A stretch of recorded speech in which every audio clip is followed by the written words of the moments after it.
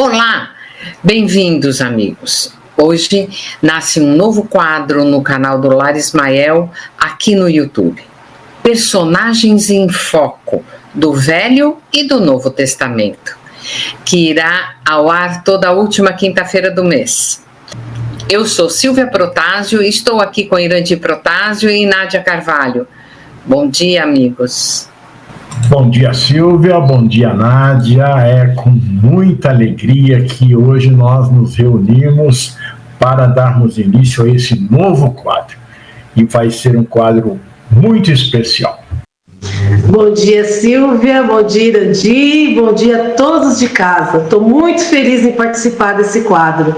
Gratidão, gente. Para iniciarmos esse novo quadro, a história escolhida é Maria, mãe de João Marcos, que foi companheiro de Paulo e Barnabé em suas viagens missionárias, e também de Pedro, o apóstolo, e foi o autor do segundo evangelho, mais conhecido como o Evangelho de Marcos.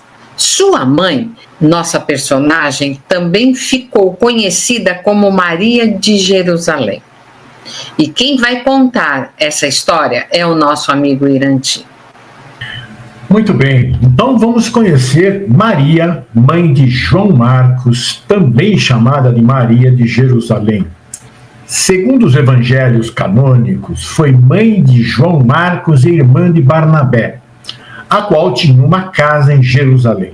Depois da prisão do apóstolo Pedro em 44, estando alguns discípulos reunidos em sua casa em oração por Pedro, bateu à porta o mesmo apóstolo que tinha acabado de ser libertado inesperadamente da prisão. Então, meus amigos, lembrando que Barnabé, irmão de Maria, também era muito generoso. Vendeu uma de suas propriedades e, com muita satisfação e alegria, depositou aos pés dos apóstolos o dinheiro da venda. Isso está em Atos, capítulo 4, versículo 36. Que família abençoada, né, gente? Mas continuando a nossa história. Assim está descrito em Atos, capítulo 12, versículos de 1 a 12. E por aquele mesmo tempo, o rei Herodes estendeu as mãos sobre alguns da igreja para os maltratar, e matou a espada Tiago, irmão de João. E vendo que isso agradara aos judeus, continuou mandando prender também a Pedro. E eram os dias dos ázimos. Bom, pessoal, eu acho interessante aqui explicar o que é ázimo. Ázimo, ele tem origem do grego, que se refere a alimentos que não contêm fermento, especialmente pães e bolos.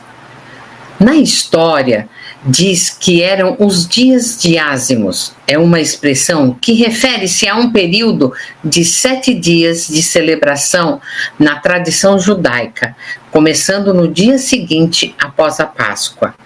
É conhecido como a Festa dos Pães Ázimos, onde só é consumido esse tipo de pão ázimo. É interessante observar que a morte de Tiago e a prisão de Pedro se dá nas comemorações da Páscoa, assim como a libertação dos hebreus do Egito e a ressurreição de Jesus. E continuando a nossa história sobre Maria, mãe de Marcos. E havendo prendido a Pedro, o encerrou na prisão, entregando-o a 4 quaternos. Esse quaternos é um adjetivo que significa composto por 4 elementos, que eram os soldados, para que o guardassem, querendo apresentá-lo ao povo depois da Páscoa. Pedro, pois, era guardado na prisão, mas a igreja fazia contínua oração por ele a Deus. Aqui eu faço um parênteses porque esse é um exemplo maravilhoso, para que nós possamos seguir sempre, ou seja, estarmos em comunhão de pensamento, orando pelos nossos irmãos que se encontram em aflições de qualquer tipo. A oração individual é muito importante, mas a oração em conjunto é muito mais forte. E em nossa história aqui, o texto nos diz, a igreja fazia contínua oração por ele a Deus. Eu repito, a oração individual tem muito poder, E nós devemos estar fazendo, mas aí em conjunto tem um poder inimaginável. Mas vejamos como esse poder se manifestou com Pedro.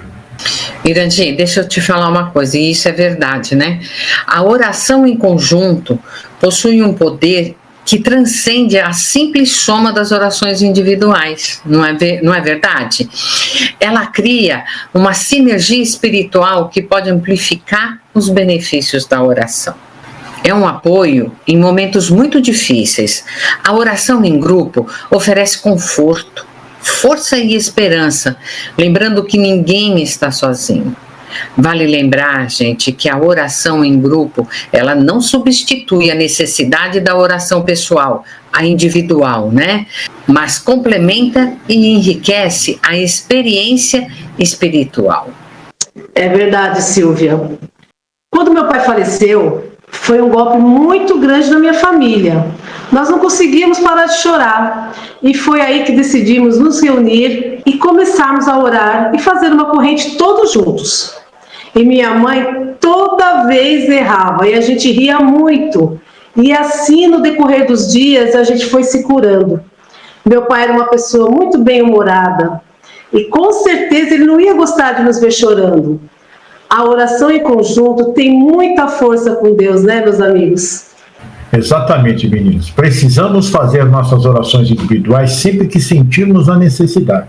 Mas devemos também fazer como Jesus fez no lar de Pedro, o evangelho no lar com toda a família. E quando alguém estiver com dificuldade, seja ela qual for, nos reunirmos, né? E orarmos por ela. E dando continuidade em nossa história sobre Maria, mãe de João Marcos. E quando Herodes estava para o fazer comparecer, nessa mesma noite estava Pedro dormindo entre 2 soldados, ligado por 2 cadeias, ou seja, cordas, e os guardas diante da porta guardavam a prisão. E eis que sobreveio o anjo do Senhor e resplandeceu uma luz na prisão. E tocando a Pedro no lado, o despertou, dizendo: levanta-te depressa. E caíram-lhe das mãos as cadeias. Veja só, em cada situação, né, gente, existe a presença de Deus em nossa vida. Nos desesperar quando algo ruim nos acontece só faz com que as coisas fiquem piores, não é mesmo? Por não conseguirmos deixar assim um espaço para a ação divina. É muito importante entendermos que a calma, ela é um benefício muito grande. Mantermos a paz em nós é um caminho que facilita o auxílio de Deus. Nós somos energia, e se nos descontrolamos, essa energia impede que as energias boas nos atinjam e dificulta o auxílio que Deus está nos oferecendo naquele momento. Já a paz, a serenidade, viram canais perfeitos para que esse auxílio chegue e a solução para as nossas dificuldades naquele momento sejam resolvidas. Portanto, aprendamos a manter a calma e a paz. Sermos serenos em todos os momentos para facilitarmos o auxílio divino. Pedro estava em paz, mesmo preso e algemado, sabendo que o seu destino estava nas mãos do Pai, não na de Herodes. O exemplo de Pedro, preso e algemado, mas confiante em Deus, é um poderoso lembrete de que a paz interior pode prevalecer mesmo nas situações mais difíceis. A confiança de Pedro em Deus permitiu que ele mantivesse a calma e a esperança, mesmo diante da iminência da morte. Essa mensagem, ela nos convida a refletir e cultivar a fé, a paz interior e a confiança em Deus como ferramentas essenciais para enfrentar os desafios da vida. Ao fazermos isso, abrimos espaço para a ação divina e encontramos a força para superar qualquer obstáculo. Silvia, o que Deus faz para nos livrar das dificuldades é muito impressionante. Pedro estava confiante, mas amarrado, sem ninguém por ele naquele momento. Deveria estar cansado, triste, sem saber o que vinha a seguir. Mas a narrativa é bela demais. O anjo projetou luz e tocou Pedro, que sem compreender, seguiu as orientações. Imagine as cordas caírem de seus punhos e recebe uma ordem direta. Levanta-te depressa. Claro que ele identificou que era um anjo do Senhor. Por isso, em qualquer situação, devemos confiar em Deus. Ele nos tira dessas amarras das prisões que criamos para nós. E cremos que é Deus agindo por nós. É exatamente isso, não é, Nádia? Mas, seguindo com a nossa história, e disse-lhe o anjo: cinge-te e ata as tuas sandálias. E ele assim o fez. Disse-lhe mais: lança às costas a tua capa e segue-me. E saindo o seguia. E não sabia que era real o que estava sendo feito pelo anjo, mas cuidava que via alguma visão. E quando passaram a primeira e a segunda guardas, chegaram à porta de ferro, que dá para a cidade, a qual se lhes abriu por si mesma, e tendo saído, percorreram uma rua, e logo o anjo se apartou dele. Grande, a obediência de Pedro é um exemplo poderoso de fé e confiança em Deus. Mesmo em circunstâncias adversas, ele não resistiu à prisão, aceitou sua situação. Ele confiou que Deus tinha um plano na sua vida e foi obediente. Quando o anjo apareceu, Pedro imediatamente obedeceu ao chamado do anjo, não hesitou nenhum momento, mesmo sem entender como aquilo acontecia. Isso demonstra sua disposição em ouvir e agir conforme as instruções divinas. É o que Emmanuel disse a Chico, né? Disciplina, disciplina e disciplina, ou seja, obediência a Deus. E continuando a nossa história. E Pedro, tornando a si, disse: agora sei verdadeiramente que o Senhor enviou o seu anjo e me livrou da mão de Herodes e de tudo que o povo dos judeus esperava. Aqui, vamos abrir um outro parênteses. Como disse a Nádia, a obediência de Pedro foi perfeita. E vejam que ele só entende depois que ficou livre. E a oração dos seus companheiros venceu, lá na casa de Maria, a mãe de Marcos. Pois é, Iranti, a força da oração. Deveríamos acreditar muito mais nesse poder que a oração tem, né? Eu lembrei de um caso, vou contar para vocês. O irmão da minha amiga, ele chegou praticamente morto no hospital. Ele foi direto para a UTI. O médico era amigo da família. Chamou todos e disse que ele não passaria daquela noite. A família fez uma corrente de oração. Inclusive, nós pedimos muito por ele também, né? Pois bem, 2 dias depois, o médico ligou para o filho dele e disse assim: olha, não sei o mérito do seu pai com Deus, mas as orações funcionaram. Seu pai não está mais em risco. E ele continua até hoje muito bem, né? Então, eu contando essa história, eu me arrepio toda, porque igual a essa história, eu tenho certeza que existem muitas outras. Essas são chamadas de milagres, né? Então, vamos acreditar mais na força de uma oração. Vamos acreditar mais em Deus. Silvia, esse caso foi emblemático mesmo. Num dia o homem está à beira da morte, no outro está sentado e se alimentando. Eu fiquei sem entender quando você me contou. Mas é assim que funciona o poder da oração, o poder da fé. E voltando à nossa história. E considerando ele nisso, foi à casa de Maria, mãe de João, que tinha por sobrenome Marcos, onde muitos estavam reunidos e oravam. Então, meus amigos, é muito importante ressaltar que Maria, mãe de João Marcos, era próspera e ajudava muita gente. Abriu sua casa e alimentava aquelas pessoas que, mesmo perseguidas, não perderam a sua fé e ali chegavam temerosas, necessitadas de abrigo, principalmente da força que vem de pessoas que demonstram a sua fé. Exatamente nesses momentos difíceis, superando o medo e encorajando a todos. Era uma mulher destemida. E Deus fez ela próspera. E é muito bonito, porque antes de abrir as portas da sua casa, ela abriu a do coração. É verdade, viu, Nádia?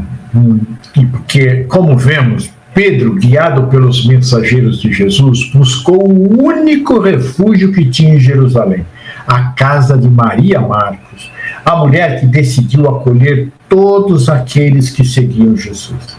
Realmente, Nádia, ela abriu as portas do coração. Seguir a verdade nos dá essa força, coragem, né? E aumenta a nossa fé. Daí nenhum receio, nem de perder a própria vida.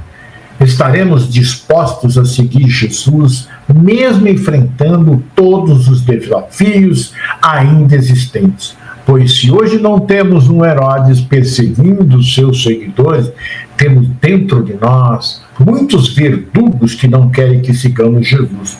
Nosso orgulho, nosso egoísmo. Muitas vezes, os de dentro de nossa casa querem nos impedir de seguir essa ou aquela religião. Muitos criticam as que seguimos, como agimos. Onde estamos indo nesses momentos? Na casa de Maria, mãe de Marcos, ou desistindo no caminho? E continuando a nossa história. As pessoas que se encontravam em casa de Maria eram cristãos, seguidores de Jesus Cristo. Já há algum tempo vinham se reunindo naquela casa. Tinham abandonado as salas de reuniões do templo, o seu velho lugar de encontro, porque se tornara muito perigoso. Agora era a casa de Maria que, por necessidade, funcionava como igreja. Esses cristãos formavam uma minoria. Tinha arrebentado uma perseguição tão violenta contra os crentes que muitos haviam fugido de Jerusalém. E isso está lá nos Atos, capítulo 8, versículo 3. Nossa, Irandir, eu tô prestando atenção. A fé de Maria era uma fé inabalável, né? E também, Nádia, a fé dos cristãos.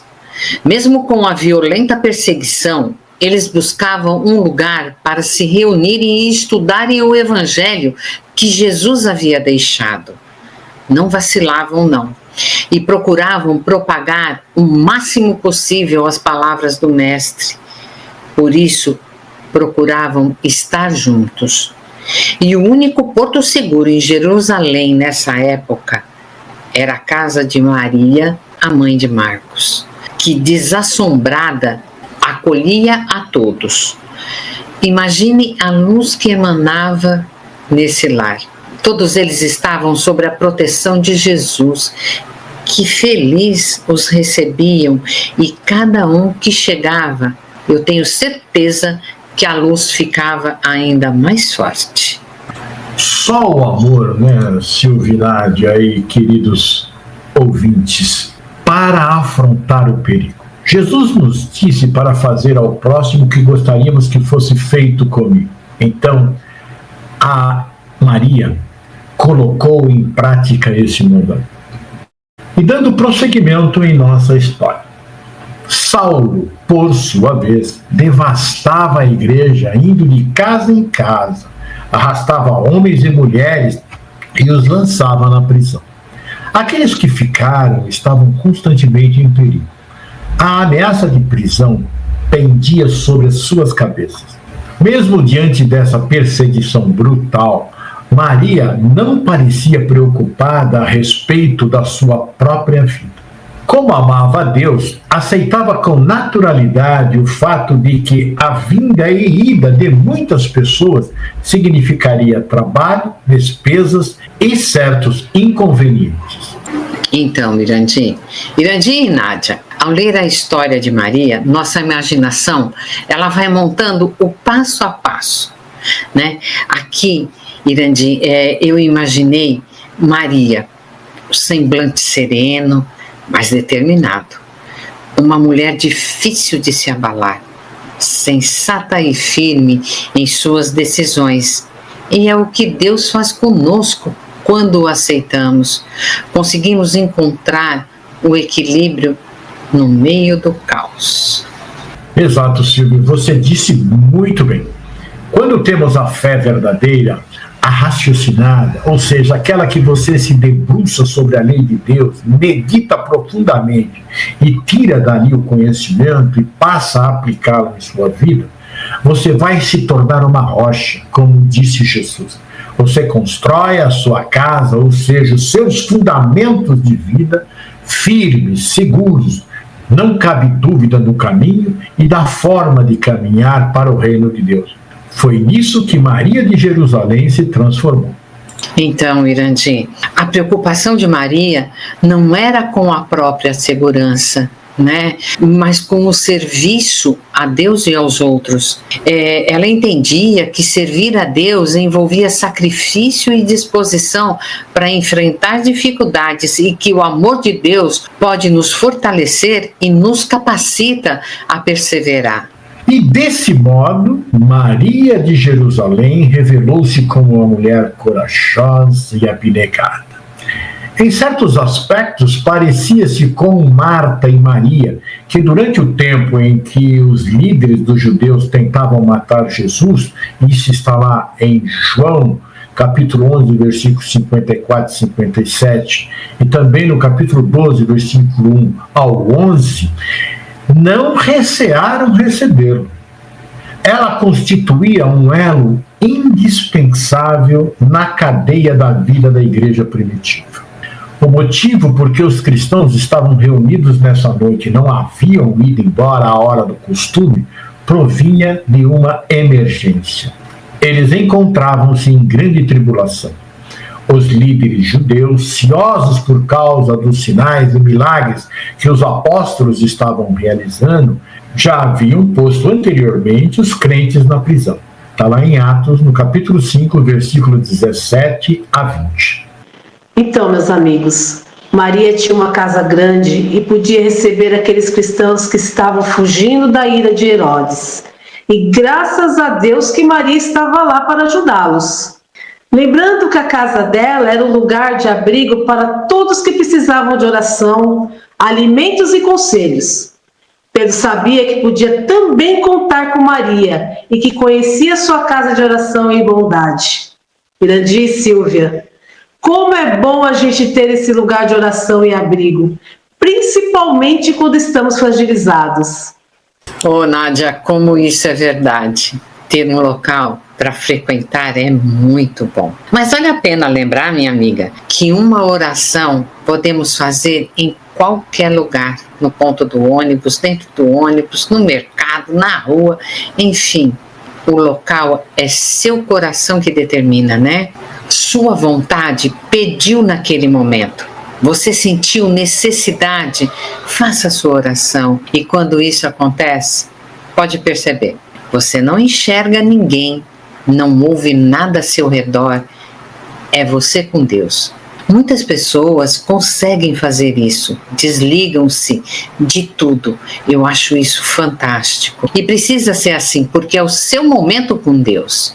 E como você disse, Nádia, naquela época a perseguição era grande e lá na casa de Maria eles conseguiam estar em conexão com o Pai. E era muito importante isso. Verdade, Silvia, o que você está dizendo, né? Como isso é importante. Por isso, Jesus disse que seus discípulos seriam conhecidos por muitos se amarem. Foi o que ele buscou fazer com todos, ter o exemplo amando a todos nós de forma incondicional, não se preocupando como éramos, e ainda hoje é assim. Ele nos ama e pede para que amemos uns aos outros, como ele nos amou.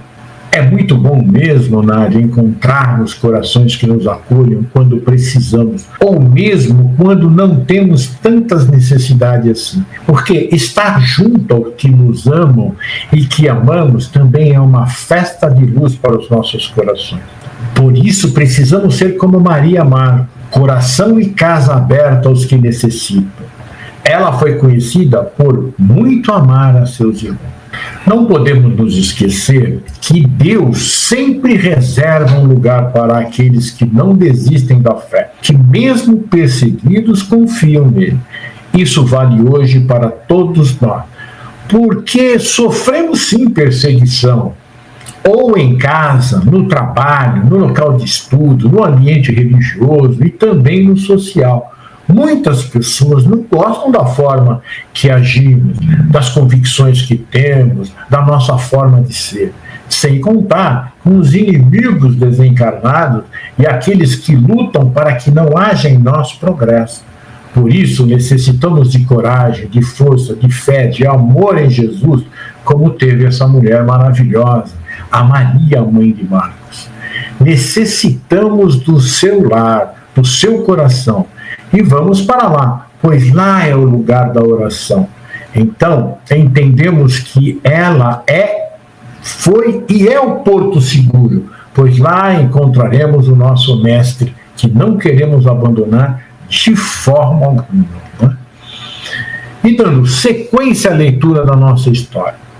Embora o próprio Deus, por meio de um anjo, tivesse livrado os seus servos da prisão, e a oposição continuara.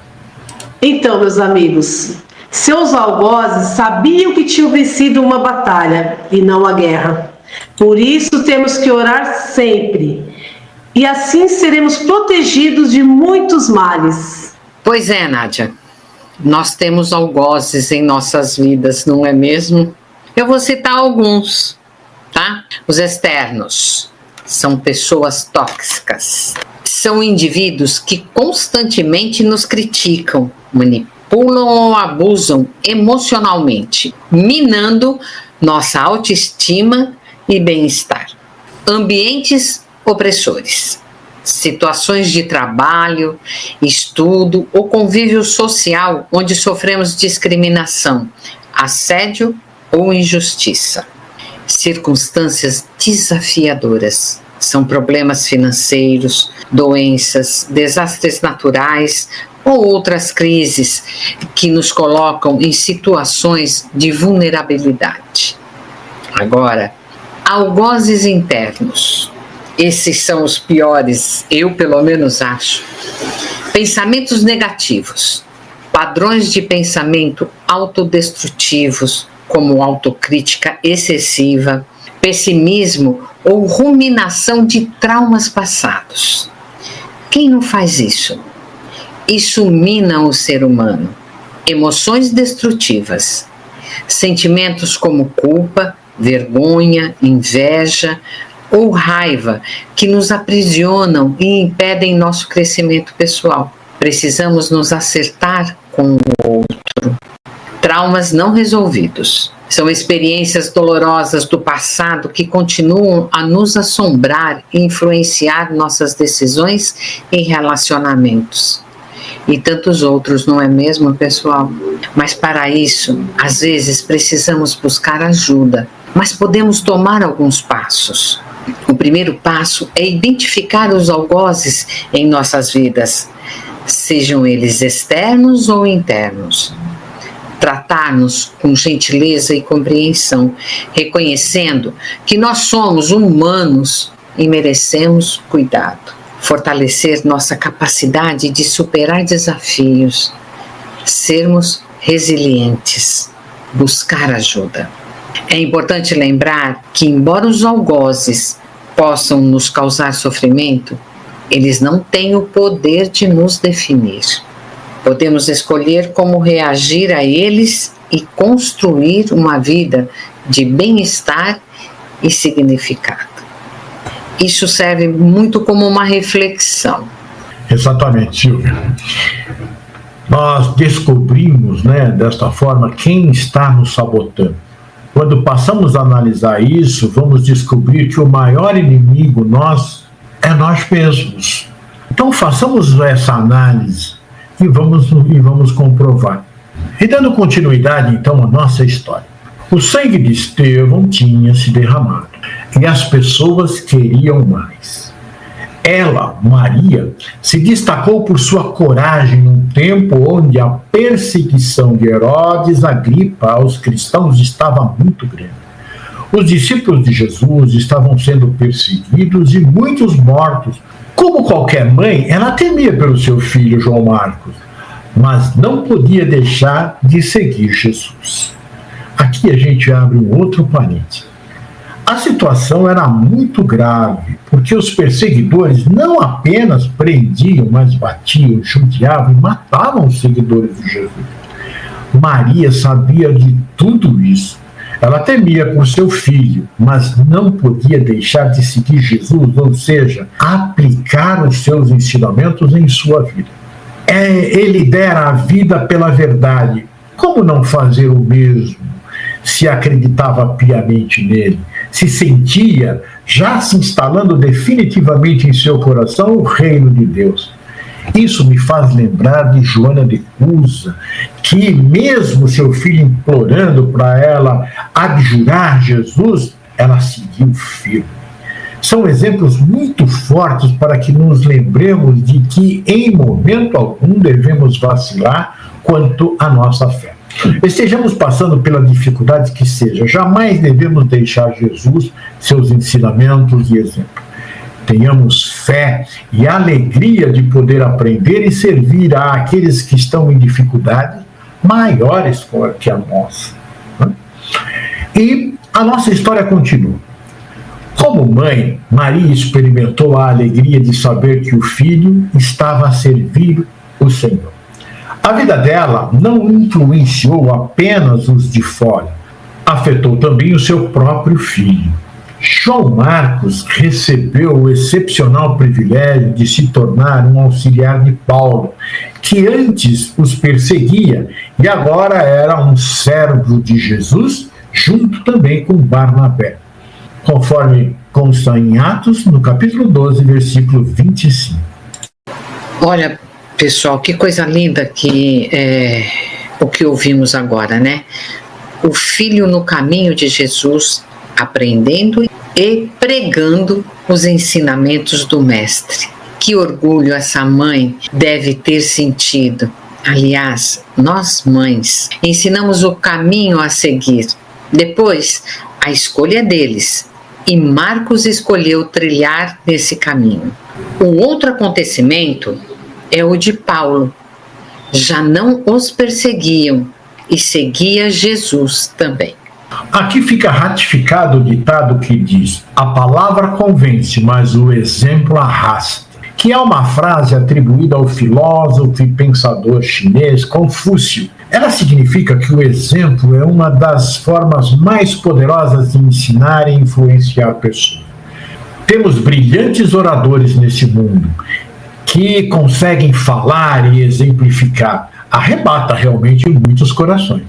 Mas precisamos de muitos exemplos que sejam arrastados para o bem.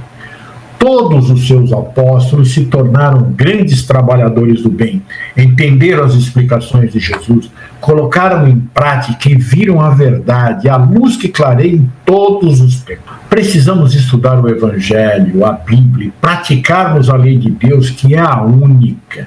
Sendo assim, é para todos, indistintamente, sem rótulos, sem nomes, pois amar a Deus acima de todas as coisas e ao próximo como a nós mesmos, não distingue ninguém, nem por raça, sexo, religião, cor, idade, por nada. Vamos ser exemplo para todos. Trabalhemos com amor, como fez Maria, a mãe de João Marcos. Então, Irandir e Silvia, nesse texto podemos ver a importância da comunidade cristã e do apoio mútuo em tempos difíceis. Quando aconteceu a tragédia no Rio Grande do Sul, todos se uniram numa corrente de solidariedade e não tinha diferença de raças, partidos políticos, cor da pele e religião. Aqueles que não podiam estar presentes se uniam em orações e preces. Assim como a casa de Maria, que era um lugar de refúgio e orações para cristãos perseguidos. Além disso, a fé e a coragem dos membros daquela comunidade são um exemplo poderoso de como devemos nos apoiar uns aos outros na nossa jornada espiritual, né, amigos? Pois é, não é? Seguindo com a nossa história, como se deu essa oportunidade de João Marcos acompanhar Saulo? Vamos ver. Barnabé, que era irmão de Maria, mãe de Marcos, recebeu em sua casa Saulo, Sua palestra a impressionou de tal forma que ela confidenciou ao irmão Barnabé seu grande sonho. Olha que reunião, né? Maria, Barnabé e Saulo. Né? Queria que seu filho, ainda muito jovem, fosse um seguidor de Jesus, servindo ao próximo. Jerusalém respirava então lutas religiosas sem trégua. Não fosse a paciência de Pedro e a casa do caminho, estaria fechada. Quem sabe, argumenta, Antioquia seria um melhor ambiente ao garoto. Consultado o rapaz, se diz preparado para os labores do evangelho, além do que sabia que sua mãe o desejava aprendiz dos melhores ensinamentos nesse sentido, a fim de que viesse a se tornar um pregador das verdades de Deus. Inquirido, Marcos logo se convenceu de que deveria se incorporar à missão. Hei de encontrar as forças necessárias, afirmou. Pense num menino decidido, esse Marcos. É mesmo, né, Silvia, minha amiga? Diz a Bíblia que Maria era viúva, morava junto com seu filho Marcos e a empregada Rode. E João Marcos aprendeu muito com Maria. Ele olhava para ela como uma referência de mulher de Deus, mulher de oração e muito corajosa. E ele seguiu a mesma linha, o que ajudou muito ele na primeira viagem com Paulo. Maria, que mulher exemplar! É isso mesmo, Nádia. É assim que acontece quando descobrimos a nossa missão. Talvez não tenhamos uma mãe tão determinada e forte como Maria, dando-nos um exemplo, um empurrãozinho para o caminho que devemos seguir. Mas, aceitando o caminho, não vacilamos, criamos essa coragem e determinação que nos invade. Claro que a teoria na prática é outra. Mesmo decidido, ele não avaliou as dificuldades que teve nessa incursão, mas seguiu o mesmo caminho com os outros personagens muito importantes. Sua mãe teve muita influência na vida dele. E voltando então aqui à nossa história. Saulo, na conversa, convidado a opinar, ponderou nos obstáculos e do bom ânimo que sempre deveria orientar. Barnabé discorreu ainda sobre o espírito de sacrifício pela nobre missão, as disciplinas indispensáveis e, por fim, os três demandaram a Antioquia. Encantado com as paisagens, João Marcos realizou a viagem. Foi nesse mesmo percurso que Barnabé e Saulo programaram a primeira jornada apostólica. Mais tarde foi também companheiro de viagem de Pedro, que carinhosamente chamava João Marcos de meu filho. Está na primeira carta de Pedro, no capítulo 5, versículo 13.